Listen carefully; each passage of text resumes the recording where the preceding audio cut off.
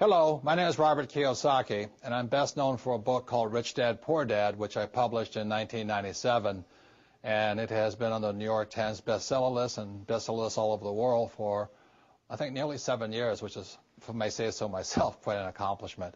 My other book, the latest book that just came out in 2008, is How to Increase Your Financial IQ, and in these economic, volatile times, I really think increasing this, your number one asset, your IQ, is especially important today. So what I'm going to be talking to you about is something I call the new rules of money. And before I go into the new rules, I'll just explain why they're new rules. The rules of money changed first in 1971 when President Nixon took us off the gold standard, and second in 1974 when ERISA was passed.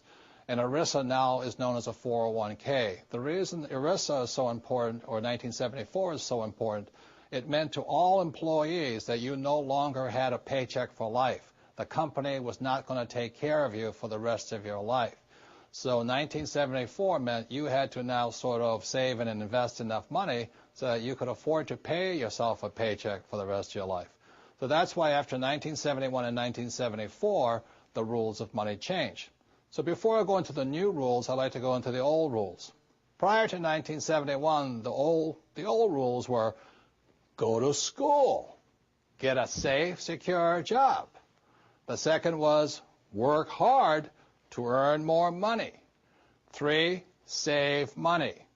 4, buy a house. 5, get out of debt. 6, invest for the long term, and in most people's cases, they invest in mutual funds. And 7, diversify. So those are the old rules, and when I talk to even young people today, people under 20 years old, they still say the same thing. I'm going to school to get a safe, secure job. I'm going to work hard to make a lot of money. I'm going to save money. I'm going to buy a house. I'm going to get out of debt. I'm going to invest for the long term in mutual funds, and I'm going to diversify. Those are the old rules. What I'm going to go into today are the new rules, and again, the new rules came in after 1971 and 74. So let me talk about the new rules. Let's take this word here, school. Before 1971 and 1974, you could just go to school and get a job and all those types of things. But today, after 1971 and 74, people need to know you need more education than the school systems provide. For example, one type of education our schools provide for is a thing called academic. And I don't spell very well, so if I misspell something, let me know. But academic means reading, writing, and arithmetic. That's very important. Rule number 2 you have to learn in school is professional. So, after I graduate from high school or college or whatever it is, do I go on to law school or to go to trade school, become a plumber, or to learn to be a webmaster, or whatever it is? So it's academic and professional education. This is also very important. Our schools do a pretty good job of that. The third type of education that's important after 1971 and 74, the third is financial education. And this is why people are in financial trouble today. Because our school systems have very little, if any, financial education. And the only kind of financial education many school teachers are teaching kids is stuff they know, which is get a safe, secure job, work hard, save money, get out of debt, invest in a house, and invest in mutual funds. That is inadequate financial education today. And the Rich Dad Company is an educational company that provides financial education appropriate to these times. So that's the first set of new rules. The new rule is after 1971 and 74, we all need more financial education and invest in our greatest asset, our minds, or increasing our financial IQ. So the advantage I had in my life was my poor dad was an academic guy. He was a PhD, head of education. He's a great, great guy. I love him dearly. But as you know, since we don't teach much about financial education, people are in financial trouble today. And that's where my rich dad kicked in. My rich dad thought this was very important, and my poor dad thought this was very important. So that's the difference between rich dad and poor dad. And one more thing, the reason I apologize for my spelling is even though my dad was the head of education for the state of Hawaii, he had me as his son, which kept him humble. And I flunked out of high school twice because I could not spell. So I'm not very good at academically. In fact, I'm not good to all of this stuff, but it's the combination of these three types of education that are essential today in this new economy, this new set of rules in the world.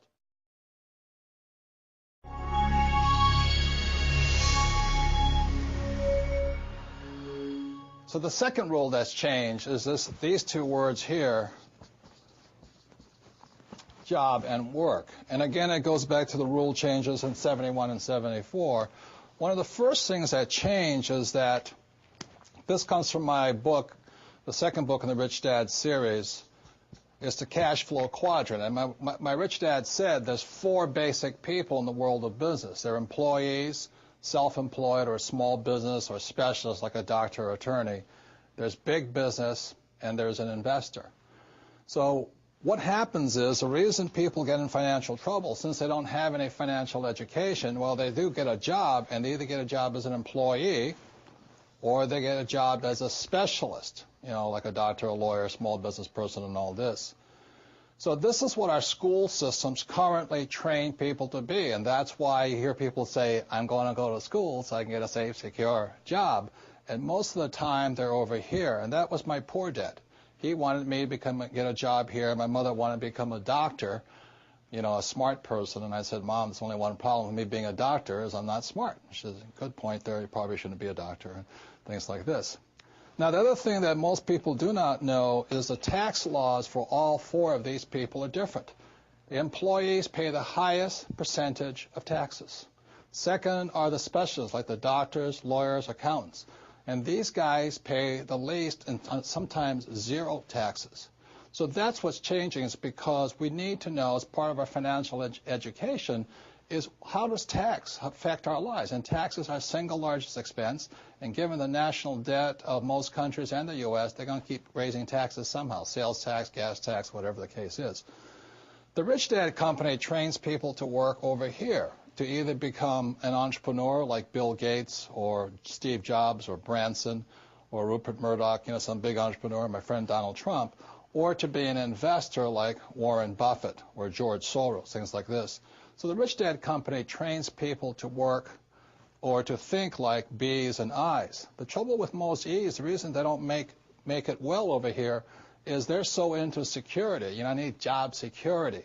And these guys here, the specialists, they say, if you want it done right, you do it by yourself. So they get taxed the most and all this. Another point here is the reason the governments of the world give these guys the tax breaks is because these guys provide the jobs, and these guys provide the investment money to build new houses and factories and things like this.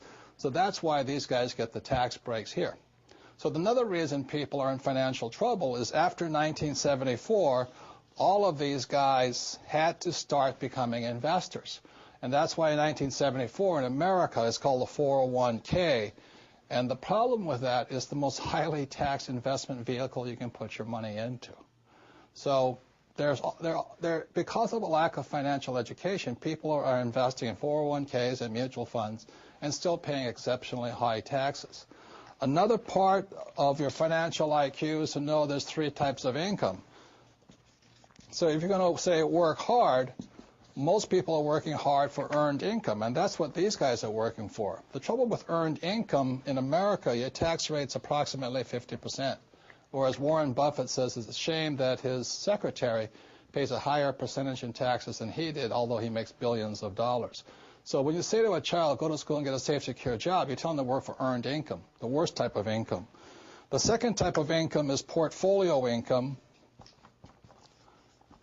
And today, as I speak, and they're trying to change this, it's about 20%. And portfolio income is generally known as capital gains. So if I buy a stock for $10 and I sell it for $50, the $40 gain is taxed at 20%. Or if I buy a house for $100,000 and I sell it for $200,000, that's a capital gains type event. So you pay a lot of tax for that. And the third type of income, which is the best type of income, excuse me, I can't spell again, is passive income. And this is income that just comes in on a regular basis. One of the reasons I am wealthy and is able to retire at a young age is because I worked hard for passive income, not earned income. I don't flip real estate generally, not portfolio income. I don't flip stocks. I want passive income. So today, the new rules of money, it's important to understand what are you going to school to become, ES, entrepreneur or investor, and what kind of income you're working hard for, earned, portfolio, or passive. And if you know what you're doing, you can pay 0% taxes legally. And this can be done all over the world. People say, we can't do it in my country. Well, these people can't do it in any country, but in most parts of the world, governments need these people. So they're always giving tax incentives for investors and business owners who are for passive income. So those are some of the new rules of money. You've really got to know what you're working hard at and what kind of work are you performing, what kind of income are you working hard for. Personally, I want to minimize this. Unfortunately, one more point, is 401k when you retire is earned income. From savings, it's earned income. So that's why I don't personally have a 401k and I don't have savings, and I really don't want a job, is because I don't want much earned income. What I'm working hard for is portfolio and passive income, and that's required for people to think like B's and I's. And that's what my book, The Cash Flow Quadrant's about, for those who want to make changes from E's and S's to B's and I's. I think it's a book you'll find worth reading. You might find it's a mindset change first. Like, these guys want job security. These guys want to take advantage of opportunities. These guys want to do it on their own, so they don't make very good big entrepreneurs. So those are some of the difference. It begins with mindset and all this, and knowing what kind of income you work hard for.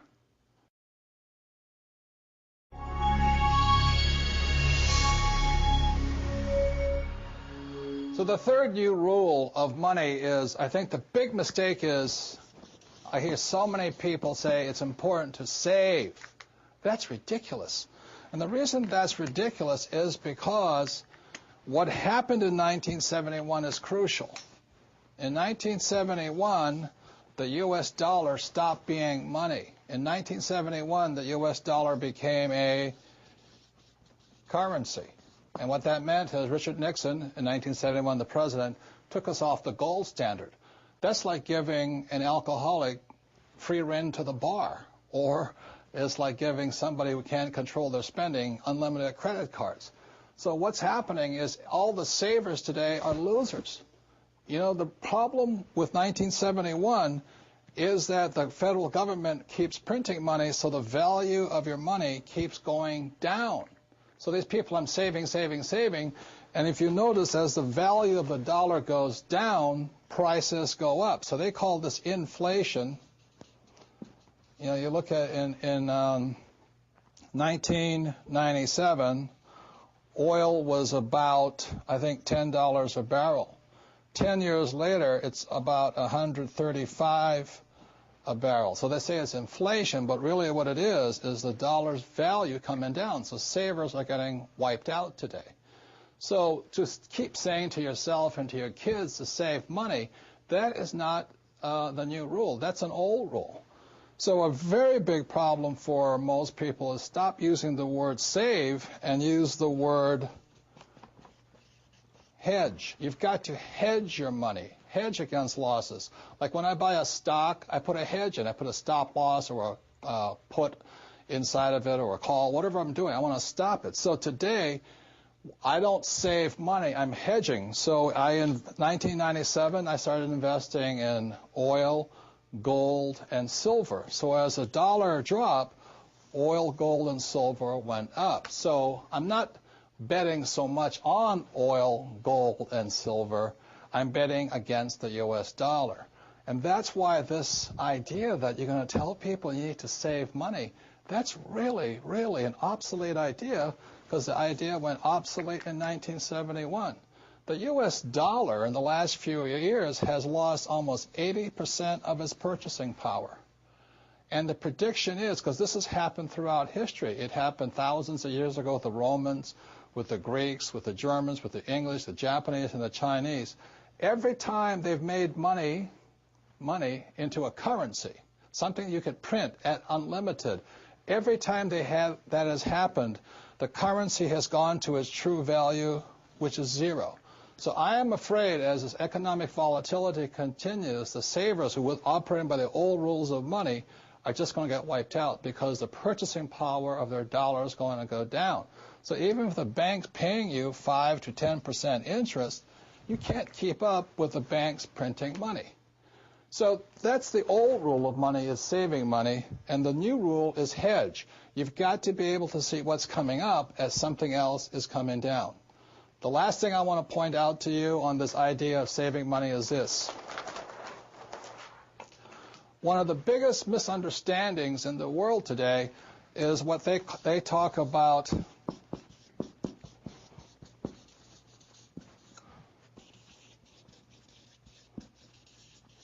if I misspell again, apologize, is the U.S. Federal Reserve Bank, which I believe was created in 1913. In 1971, the reason 1971 is such an important time was because the U.S. Federal Reserve became the bank to the world. They could print as much money as they wanted.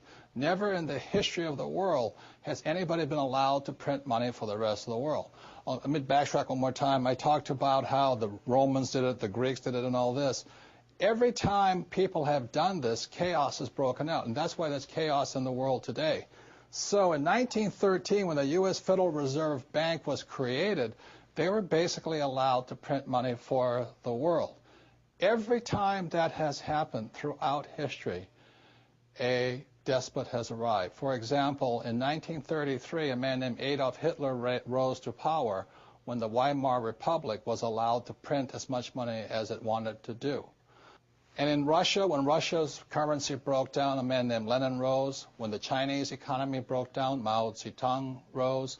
When the Yugoslavian government broke down, Milosevic arose. So we're in that critical point right now, and one of the causes of it was in 1933, this thing called the U.S. Federal Reserve was created. And I think, they've done a pretty good job of making the rich richer. Unfortunately, the poor, many of the poor are getting poor. One of the problems of this is you have to understand that, first of all, the U.S. Federal Reserve Bank is not U.S. It is made up of a bunch of international rich guys from all over the world. The second thing, it is not federal. It's not a U.S. entity. It is, again, a bunch of rich banks from all over the world. Third, it has no reserves. There is nothing there. And fourth, it's not a bank. So that's why when I talk to people about really needing to understand the new rules of money, which really began to take effect in 1971 when we were allowed to print money for the rest of the world, is understanding that this system here is causing the rich to get richer and the poor and middle class to get poorer, but most importantly, the lower middle class is almost getting wiped out. High prices, volatilities in the market, food getting more expensive, gas getting more expensive, savings getting wiped out, home values going around. And the reason the troubles have started, again, is the U.S. Federal Reserve Bank is not U.S., it's not federal, there's no reserve, it's not a bank. So if you understand that, then you can start to hedge your position rather than save money. And that's the new rule of money.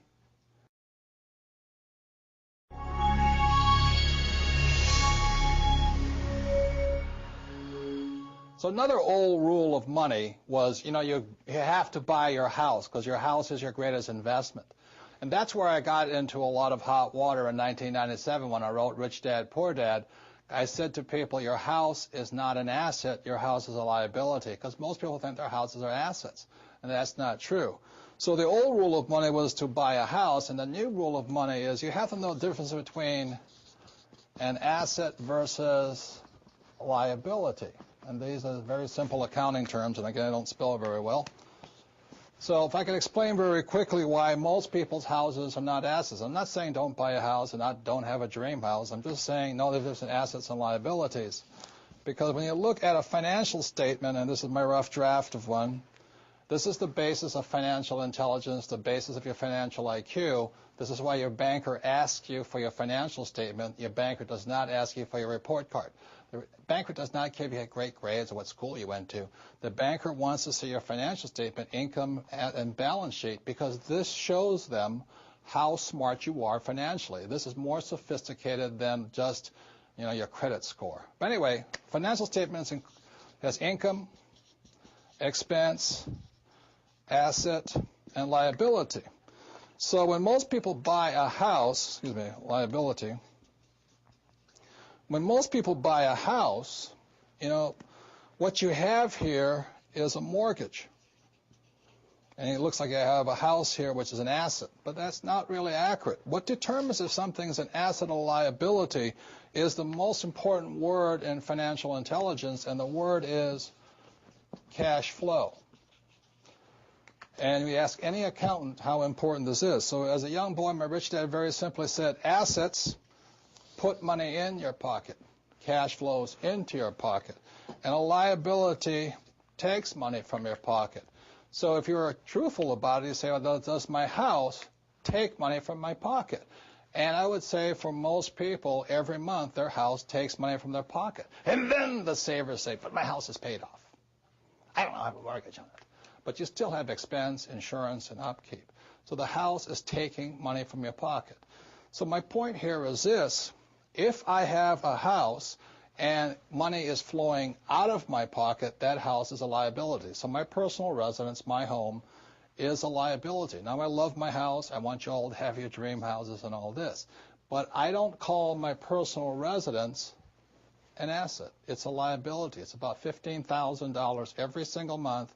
Whether I make money or not, the bank still wants to get paid.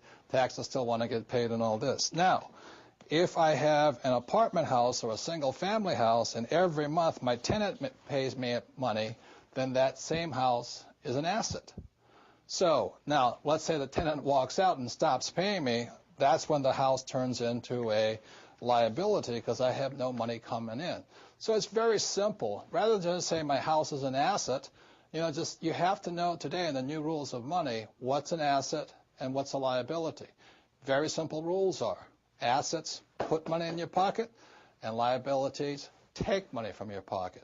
So when I ask most people, if you stop working today, how much money keeps going out? Where that money is still going out, it's a liability. And if you stop working today and money keeps coming in, that's an asset. Money is coming into your pockets. Assets put money in your pocket, and liabilities take money from your pocket. The reason my wife and I could retire when we did at a relatively young age, we had more assets than liabilities. The reason people are in trouble today, they have more liabilities than assets. So if you're going to be rich today, don't just say my house is a good investment. You have to ask yourself, is my house an asset or a liability? My wife and I have two houses, one regular residential house, one vacation house, but we have several, I think we have about 1,000 to 1,500 apartment units that every month put money in our pocket. We also have stocks that put money in our pocket. We also have oil investments that put money in our pockets. So I work very hard at acquiring assets and minimizing liabilities. And that's the lesson on why the new information, the new rules are you must know assets versus liabilities.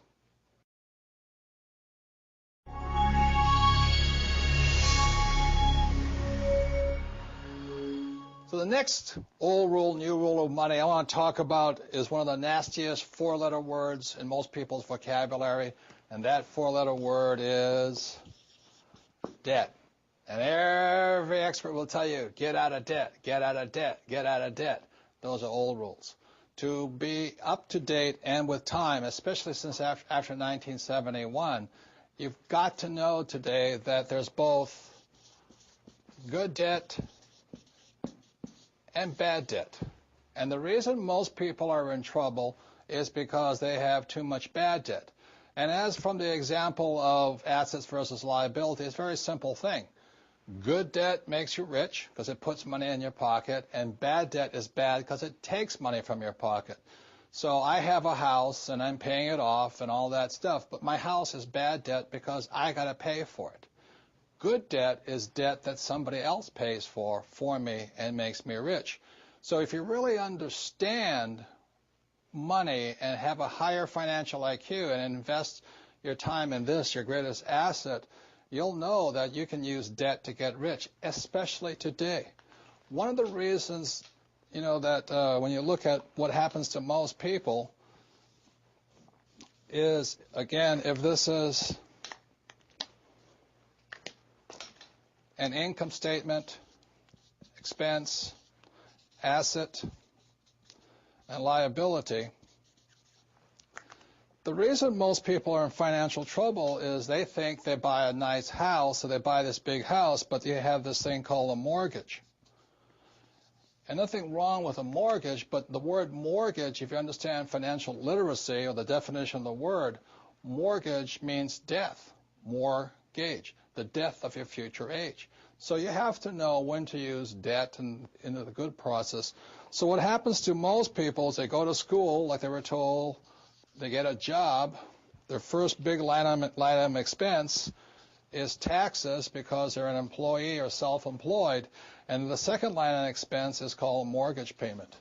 So the money is just pouring out of their pockets this way because they have bad debt. Now, as an investor, because I took a real estate course years and years ago, and my rich dad taught me, is I own a house here. I have a mortgage for it. But every month, I don't pay for that house. My tenant, bless her soul, pays me money, and that money then pays the mortgage and all this stuff off. So I am a wealthy man because I have lots of good debt. And I get richer and richer because I use debt. If you understand tax law, debt is tax-free. It's wonderful stuff. There's another thing about knowing how to use debt to get rich. The reason most people are in trouble today in the real estate market is because they were flipping properties. They were trying to buy it and sell it for income. That puts you in another category. I buy and I hold and I use the cash flow, and cash flow is passive income, which is taxed less. So there's so many different reasons why a high financial IQ, part of your learning is to understand good debt and bad debt. If you're the old thinking, you might think all debt is bad. That is not correct. Today, you have to know good debt and bad debt. There's one more thing I think that's really important. You know, I said earlier that savers were losers. I believe, and I could be wrong, that in the near future, the debtors will be the winners. And the reason for that is, for example, I just bought an apartment house, and let's say I paid $20 million for it, and I have a $20 million mortgage on it. Well, if they keep devaluing the dollar, I'm going to be paying that $20 million off with dollars that are worth less and less and less. So people who have good debt become winners because after 1971, I can pay it back with junk dollars. Now, if you can understand that, you might understand why, to be a smart person in the 21st century, you need to know good debt versus bad debt. That takes a little education, a little reorientation. So it is unfortunate because of 1971, when Nixon took us off the gold standard, savers became losers and debtors became winners, but debtors who have good debt. So the last thing I want to talk about debt is one of the best investments I made, because I started off with no money like most people. You know, my first investment was a little $18,000 condo in Hawaii, and I made a whopping $25 a month. I didn't make much money on that deal, but every time I did an investment, be it real estate or business, I got smarter, because experience makes you smarter. So I started with just a little $18,000 unit. I broke out my credit card. I paid the $2,000 down payment with my credit card, so it was 100% finance. Now, most experts will say you, that's stupid. You don't do that. But if you know what you're doing, you can do it. A number of years ago, I bought a $7 million commercial building. I paid for it with zero down. And every month, after everything is paid for, it puts about $30,000 a month income in my pocket, or $360,000 a year for no money down. So that is the price of having a good education or a bad education. A good education is knowing the good debt versus bad debt and how debtors can win if you know what you're doing. Even in this economic environment of high volatility, because I'm basing all of my investments not on capital gains or appreciation, I base all of my investments on cash flow, how much money comes in. So even though the real estate market has crashed, I hate to say this, but it's been good for me because more people became renters all of a sudden. So my rental rates went up, my income went up, I'm paying for it with cheap dollars and things like this. So in the new rules of money, you have to know the difference between good debt and bad debt, and why savers are losers and debtors are winners.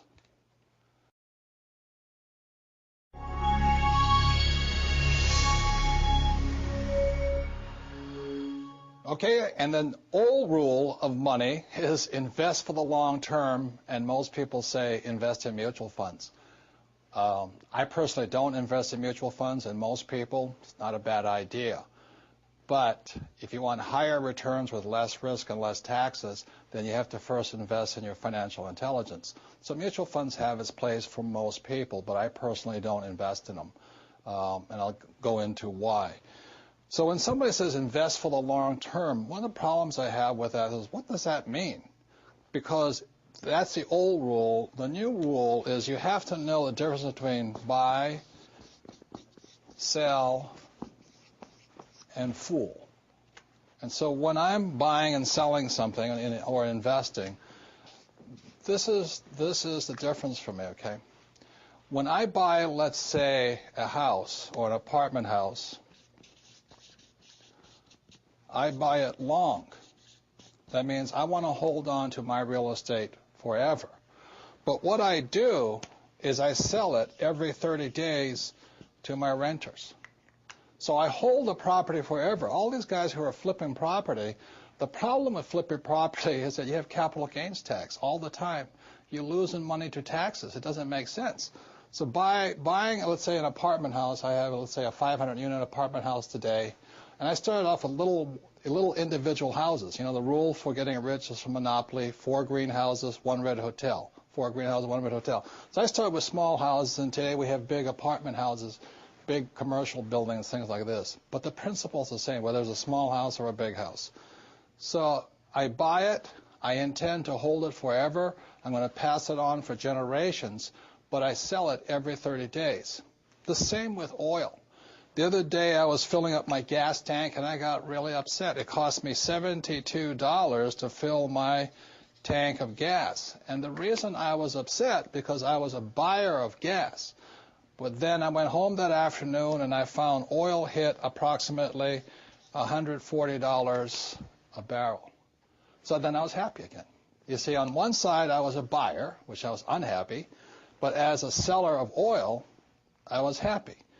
So this is my point here. If you're going to be rich in life, the reason most people are poor is because they're primarily buyers with very little to sell. You know that old advice I talk about financial education: go to school and get a job. So let's say you sell your time, sell it for $25 an hour. If that's all you've got to sell, you're not getting ahead, because the Federal Reserve keeps printing money faster and faster. You have to work harder and harder, then you get taxed harder. So if you're going to be rich, the thing my rich dad taught me was you have to have something to sell every single month. So every single month I'm selling my apartments, my units, for 30 days at a time. I'm selling my oil, on the open market. And you look at what I did, even though I flunked out of high school twice because I couldn't write, and because I really couldn't spell, is when I write a book, I write it once, but I sell it into 100 different languages throughout the world. So every quarter I'm getting a paycheck. So to be rich, it really understands the new rules of money requires you to know when you're buying, when you're selling. And that is essential to being rich today. Now, when I talk about the fool, it's called the greater fool theory. So like being a real estate guy, I go out there and somebody says to me, oh, this house is $100,000. But next year, it'll be worth $200,000. Generally, that's what's, what do you call those guys? Real estate brokers or mortgage brokers or stock brokers. As my rich dad said, the reason they're called brokers is because they're broker than you are. So they're telling you to buy this stock or this house because the price will go up. Again, that's capital gains, not cash flow. And then you become the greater fool. The people, unfortunately, who are hurting financially today in the housing market, they were the greater fool. They bought the idea that the price of real estate would keep going up. Well, as you and I all know, prices go up and prices go down. So if you're going to, the new rules of money and the financial intelligence and your financial education requires you to know to be balanced, be both buyer and seller, and not be the greater fool. I say it again. When I fill up with gas, I get angry because I'm a buyer, but I'm happy because I'm also a seller. If you're going to be rich, you should be selling more than you're buying. One last thing is the one reason I really don't care much for mutual funds is because I don't know if you're the buyer, the seller, or the fool, but I'll make that decision. If you're the investor, then you put up 100% of the money, and I think you take 100% of the risk. It doesn't make sense to me. Same as you put money in the bank. And the mutual fund company, they put up 0% of the money, but what they get is 80% of the returns. So this is why I really don't recommend, but it's good for most people. Put your money in a mutual fund and just let it sit there. But what happens is you take 100% of the risk, you only get 20% of the returns, and you put up 100% of the money. That doesn't make sense to me. That's why I like to use debt, good debt as leverage and things like this. But again, this is your greatest asset right here. So I don't just blindly invest for the long term. I don't park my money. And the reason I don't park my money in the bank is because I said in 1971, the U.S. dollar stopped being money and it became a currency. The word currency means current. You must keep your money moving. The people who are losing financially today are people who are parking their money in long-term things like savings account and mutual funds. That's good for the average person, it's good for the average investor, and it's better than nothing. It's better than being poor. But you're not getting ahead with old information or old rules of money.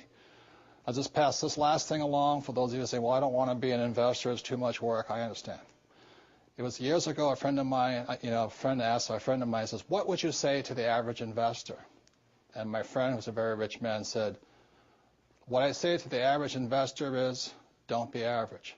Because today, in this high volatile environment, the average people, the middle class, are getting wiped out. So, those are the new rules of money. You don't invest for the long term. You have to know when to buy, when to sell, and when not to be a fool.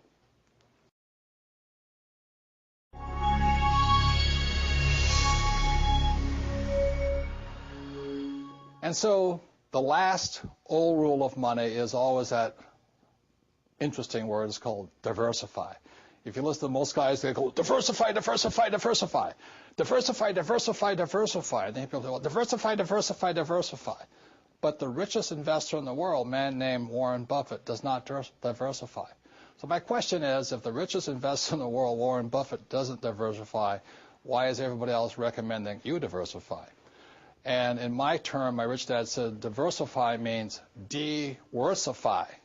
And what they want you to do is buy a lot of stuff, because most brokers, and again, the reason they're brokers is because they're broke, is that they can't tell you which is going to be the good stock or the good real estate or the good bond and all this. So they tell you to diversify. That's like me going to a horse race and not knowing which horse is going to win, so I'm going to bet on every single horse. That's diversifying your bet. The only way a diversification process works is if the dark horse wins. Now, that doesn't happen very often, but it's not a very good way. But the common wisdom, the old intelligence idea is to diversify, and what I believe in is something else, is increase your financial IQ, your financial intelligence, and instead focus. And what FOCUS stands for is this.